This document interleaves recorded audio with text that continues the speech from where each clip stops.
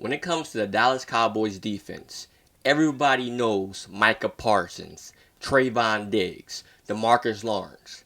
But the question is, will the Dallas Cowboys be a top 10 defense for this season? Let's talk about it. Whose world is this? The world is yours. The world is yours. It's mine, it's mine. Whose world? The expectations are really high for the Dallas Cowboys defense. And make no mistake, they kind of have to be with the offense that we're working with this year. In this video, we will decide whether or not if we will actually be a top 10 defense in the NFL. First, let's look at the 2021 NFL season to see how good we actually were. We're going to take a look at all of the stats. Yards average against, points per game given up, sacks, interceptions, tackles for loss, all that good stuff. Then I will get into the players that we lost, whether it was free agency or trading them away, and the players that we gained. And to conclude this video, I'll go over what we should expect from the defense side of the ball for the Dallas Cowboys.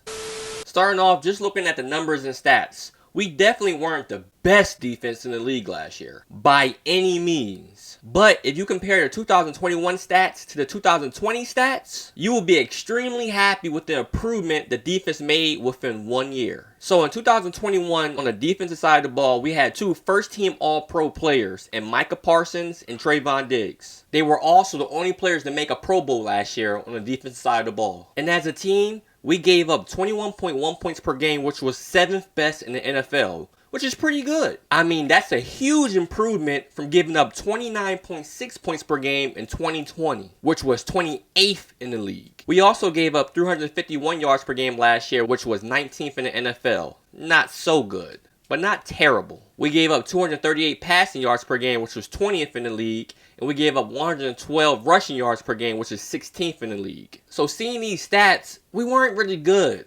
But the thing that made our defense seem good was that we were creating turnovers. We were first in turnover differential. This stat was led by being first in the NFL in interceptions. We had 26. 11 of the 26 came from one player in Trevon Diggs, and 5 of the 26 were returned for touchdowns. We also had 13 forced fumbles, 23 fumble recoveries, 41 sacks. Micah Parsons led with 13, 72 tackles for loss. Micah Parsons led with 20, and 114 quarterback hits. Micah Parsons led with 30. So all of these stats aren't great, but they're definitely not bad. They're pretty good. Now let's talk about the players that we lost and we gained after last year. The players that we lost, two main guys were Randy Gregory and Keanu Neal. Now Gregory played in 12 games and he started 11. He had 17 quarterback hits, 2 tackles for loss, 6 sacks, 3 forced fumbles, 1 fumble recovery, and 1 interception. I feel like we're really going to miss Randy Gregory, especially the fact that we almost had him back, but it was something with the contract that he didn't like, and ultimately, he signed with the Broncos, but I'm over that now. And then when it came to Keanu Neal, he played in 14 games, and he only started 5. He had 72 tackles, 4 tackles for loss, and 1 sack. And again, Keanu Neal, he's a really physical player, but I'm not going to miss him as much as Randy Gregory. Now for the players that we gained. We signed Dante Fowler, who was on the Atlanta Falcons. This signing made sense as Dan Quinn was his D coordinator in college, and he also played under him with the Falcons. Last year, Fowler missed 3 games overall, and he started just 6 for the Falcons. He still had 4.5 sacks. He posted 3 sacks in 2020, which started out with Quinn before the coach was dismissed early in the regular season. And aside from Fowler, another key pickup was recent Anthony Barr. Now he has been dealing with some injuries, but hey, he was a first-round NFL draft pick. I believe he runs a 4.4, and he's real athletic. After losing Keanu Neal, I feel like Anthony Barr was a good pickup because now we have more freedom with Micah Parsons. We can move him to the DN position or pass rusher position. Now, I think the expectations are really high for the Cowboys defense because our best players are more experienced now. I mean, Micah Parsons is no longer a rookie, and he has that year under his belt. And by all means, he was nasty last year. To be a rookie and be up for the Defensive Player of the Year award and almost winning is fantastic. I don't know how he'll be much better than last year, but hey, he has that 1 year experience, and I'm ready to see him play. And they also have Trevon Diggs, who is now in year 3, and he's trying to build off his all-pro year as well with 11 interceptions. Now, I know Trevon Diggs gets a lot of bad publicity because he gives up a lot of yards, but hey, when we had Byron Jones and he wasn't getting up a lot of yards but no interceptions, Cowboy Nation was complaining. Now we finally do have a good cornerback who gets turnovers and he gives up a lot of yards here and there. Cowboy Nation is still complaining, so I don't know what you guys want. You know, I was happy with Byron Jones, and now even more happy with Trevon Diggs. Being a corner, you're going to give up some yards, but he's making the plays necessary to deplete the yards given up. He had 11 interceptions. A lot of guys will never touch 10 interceptions in a career. Trevon Diggs had 11.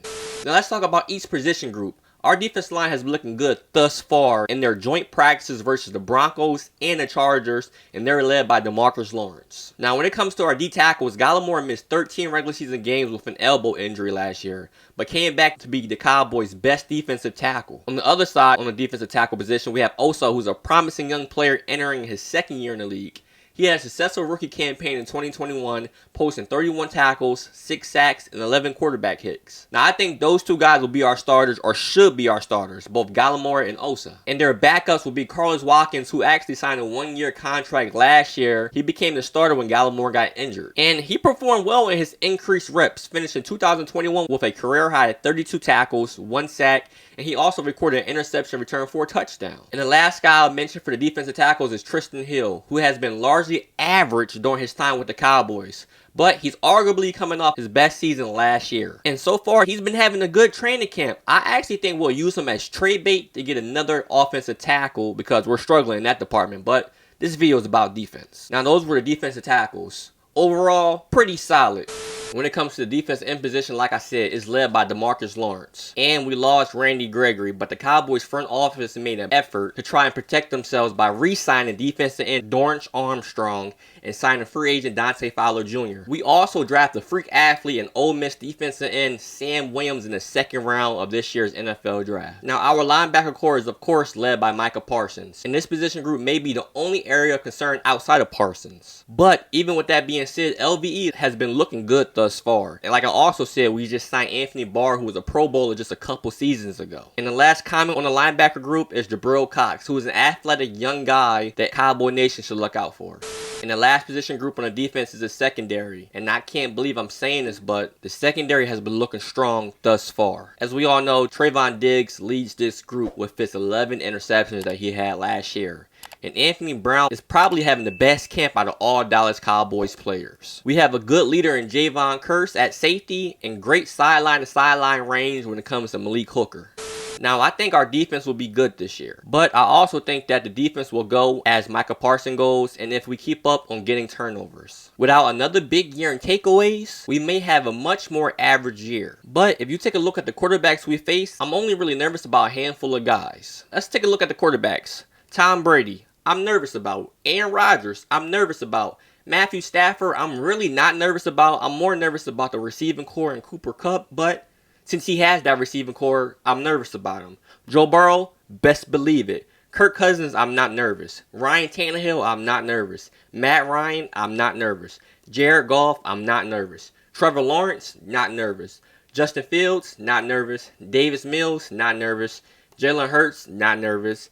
Daniel Jones, not nervous. And Carson Wentz, not nervous. So out of all the quarterbacks that were played this year, I'm only nervous about 4. If your math is right, that's a 13-4 season right there.